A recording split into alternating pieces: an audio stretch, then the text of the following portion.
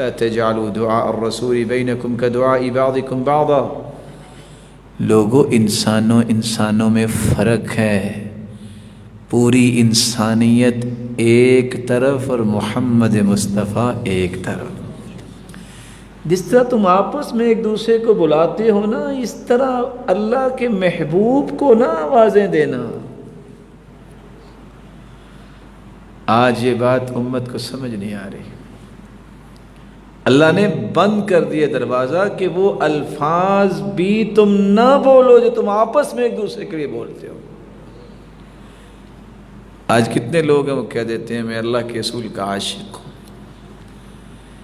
ان محترم بھائیوں سے پوچھئے احترام سے، ادب سے، پیار سے، اکرام سے، میرے بھائی لفظ عشق 114 صورتیں ہیں قرآن مجید کی، کسی صورت میں آیا ہے؟ نہیں آیا. جملہ کتب حدیث نکالیے، حدیث کی کسی کتاب میں، کسی صحیح حدیث میں لفظ عشق اللہ کے رسول نے استعمال کیا ہے؟ نہیں کیا. 1,44,000 صحابہ خطبہ حجۃ الوداع میں کسی ایک صحابی نے اللہ کے رسول کے بارے میں کہا کہ میں اللہ کے رسول کا عاشق ہوں؟ کسی ایک صحابی سے ثابت نہیں.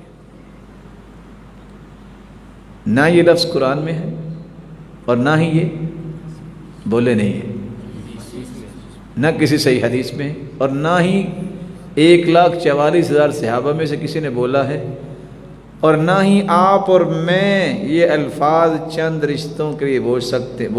کوئی کہہ سکتا ہے میں اپنی والدہ گرامی کا عاشق ہوں، اپنی بیٹی کا عاشق ہوں، اپنی بہن کا عاشق ہوں؟ کوئی کہہ سکتا ہے؟ جس کو اللہ نے عقل سلیم دی ہے وہ خود اپنے رشتوں کے لیے بھی یہ لفظ نہیں بول سکتا، تو اس ہستی کے لیے بولنا کیسے جائز ہے جس جیسی ہستی اللہ نے پیدا ہی نہیں کی. کہنا چاہتے ہو تو کہو میں اللہ کے رسول کا محب ہوں، میں مطیع ہوں، میں فرما بردار ہوں، میں اطاعت کرنے والا ہوں، میں اتباع کرنے والا ہوں. جس کا تذکرہ قرآن میں آیا، جس کا تذکرہ حدیث میں آیا، جس کا تذکرہ صحابہ نے کیا، جو مومن بھی کرتے آئے ہیں. اس لیے ادب سے یہ بات سمجھائیے کہ بھائی عاشق کہنا اللہ کے رسول کو اس میں بے ادبی ہے. قرآن نے پتہ کیا کہا ہے؟ لا تقولوا راعنا وقولوا انظرنا. مومنو راعنا کا لفظ نہ بولو، انظرنا کہو. راعنا کا معنی بھی وہ، انظرنا کا معنی بھی وہ، دونوں کا معنی ایک. راعنا کیوں نہ کہو؟ کیونکہ مکہ میں جو لوگ تھے نا، جو دشمن تھے نا اسلام کے، وہ کہتے تھے راعینا. زبانیں ٹیڑھی کر کے راعینا کو تھوڑا سا لمبا کرتے معنی بن جاتا ہمارے چرواہے. اللہ نے حکم دے دیا یہ میرے پیغمبر کی توہین اس لفظ کے ذریعے کرتے ہیں، یہ لفظ ہی نہ بولو. اللہ نے تو دروازہ بند کر دیا ہے کہ کسی چیز سے توہین نہ ہو اس کے محبوب کی، تو پھر بولنا چاہیے کوئی توہین والا لفظ. ہمیں کہنا چاہیے میں متبع ہوں، میں مطیع ہوں، میں محبت کرنے والا ہوں. اللہ ذوالجلال اس محبت کو قبول فرمائے اور قیامت کے دن اسی ہستی کا ساتھ نصیب فرمائے.